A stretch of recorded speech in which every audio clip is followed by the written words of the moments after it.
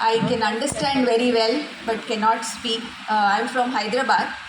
So, as Arundhati ma'am introduced me, I'm a co-founder and CEO of Where Are India's Children. Our work is to ensure every eligible child in childcare institutions reach the legal adoption pool so that they get a chance to reach a family. So we heard from one such family here, Lakshmi and Keshav Prasad, and we also heard from parents who have adopted children who are much older than 15 years.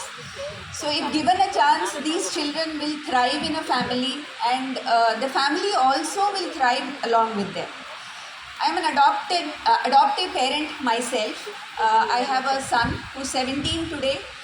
We adopted him when he was 6 months old. I'm also a parent to a biological daughter. But never any day, except when I stand on a dais like this, I have mentioned that I have 2 children, one biological and one adopted. Because for us, both of them are the same. They never found any difference. We never show any difference.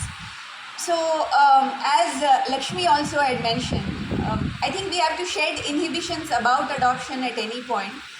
But today specifically, I have been called here to talk about older children adoption and a little bit about the process of the older children adoption. Just to set the record straight, the process for older children adoption, younger children adoption is the same in Juvenile Justice Act. There is no difference, absolutely, right? It's just that we have to identify them and bring them into the legal adoption pool. So I have a small presentation. Hopefully I won't take too much of your time. I know it's close to lunchtime as well. Next, please. So we'll talk a little bit about what is adoption, why adoption, etc. I think all of you know by now. So I'll run through the slides very quickly about the categories of children eligible for adoption.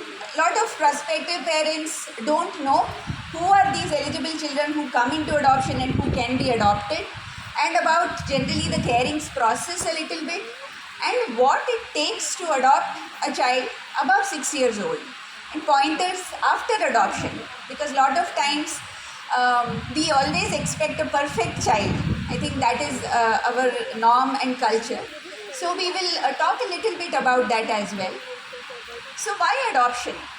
I think I can ask you questions, but hopefully there's another session where I can take your questions. So we all know that adoption is the only life-transforming, positive psychological impact you can have on our own family, right? There is a sense of belonging when you belong to a family. Next, please. And it's a permanent rehabilitation for children, specifically in shelters. So that is a given. We can talk about sponsorship, foster care, kinship care, everything. But there is nothing like adoption which gives you a permanent rehabilitation. And social, economic and educational benefits of family care, the support you get when you belong to a family is unmatchable. And of course, there is a lifelong support and care of a family. I like to take this example when I'm speaking in forums like this. So I hurt my arm, and 6 weeks I have to be in this sling. So who takes care of the things, running of the household? There is my mother, there is my mother-in-law, there are my children, my husband. So there is a family support. Even at this age, you need some support, right? That only a family can give. And there is no better environment for a child to grow up other than a family. As one of the dignitaries had mentioned, the CCIs mean well. The child shelters where the children grow mean well. They can give them everything, right? They can give them education, they can give them benefits, but can they give them individual attention and love like a family does? Not necessarily. So we have gone to so many CCIs, close to actually 550 CCIs we have visited, and we feel there is that lack of individual attention which cannot be matched unless they are with a family. So quickly to tell about what are the categories of children which need to come into the legal adoption pool. So there are abandoned children, orphan children, surrendered, and children whose parents and guardians have not visited them at all. They have left them in shelters, but they have not visited them. That means They don't want to raise them, obviously. So these children need to be evaluated, right? So all the process for every category should not take more than 2 to 4 months. Okay, maximum let's give them 6 months. But in shelters we have visited, we have seen children there who have been in shelters for 5, 6 years, even though they are abandoned, even though they are orphaned with no family support. I think that is something which is unacceptable, given that our juvenile justice law mentions every child between 0 to 18 should be evaluated for adoption. With the recent Supreme Court order just last week also mentions, just Chief Justice Chandrachud actually has given an order that every child in CCI should be evaluated for adoption if they are found eligible. Specifically if the guardians are not visiting them or the parents are also not visiting them.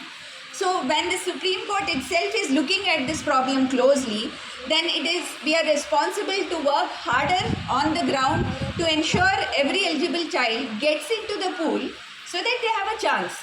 Again, we don't know if these children who are older than 6 years will get adopted. But that said, if we don't give them a chance, we will never know as well. So that is our work, our endeavor. And we work with CCI specifically and also SARS. A lot of SARS DCP units are sitting here. So this is the need of the hour to evaluate these children. And what better month to start than the Adoption Awareness Month to do this? Next, please.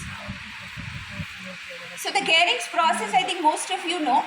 As soon as the child comes into the legal adoption pool, then a parent who is waiting for a similar profile of the child gets matched. The child is a special needs child. There is a list where the child goes. And also if the child does not get adopted after being in the pool for a few times or has not gotten accepted, then there is an immediate placement list and a 7-day portal, hard to place list. So there are a lot of provisions which CARA has made to ensure that children get adopted are visible to the prospective parents. So now it's up to the prospective parents to look at these lists and see which child. I know it sounds like child shopping, but then these children are not getting an opportunity through a referral system. Then something has to be done to showcase them, to project them to the prospective parents. And that's why these lists have been created. Today in India, 72% of children in the legal adoption pool are children with special needs. About 18% are children above 2 years old. And there are about 5% of children who are siblings. So these are the statistics which are staggering. But the pool which India wants to adopt more is the 0 to 2. Believe it or not, today there are only 49 children in this pool. There are 34,000 parents waiting to adopt. Of the 34,000, 70% of parents are waiting for 0 to 2 years old. So we need to change this narrative of children, younger children being adopted. Specifically, if parents are older than 35, 36, please choose to adopt children who are older than 6 years old. It will benefit you and the children as well. So what is the worry that we have as prospective parents? If you adopt a child above 6 years, right? You're worried about bonding, behavior, rejection from the child, integration into the family, not only immediate family, right? Extended family. How will the extended family, accept the child? How will you accept the child? And worried about academics. So these are the main worries. Of course, there are a lot more. I can talk for 3 days about this topic, but given the time constraint, we'll just touch upon some of the worries parents have when they want to adopt a child above 6 years. Next, please. So what does every child need?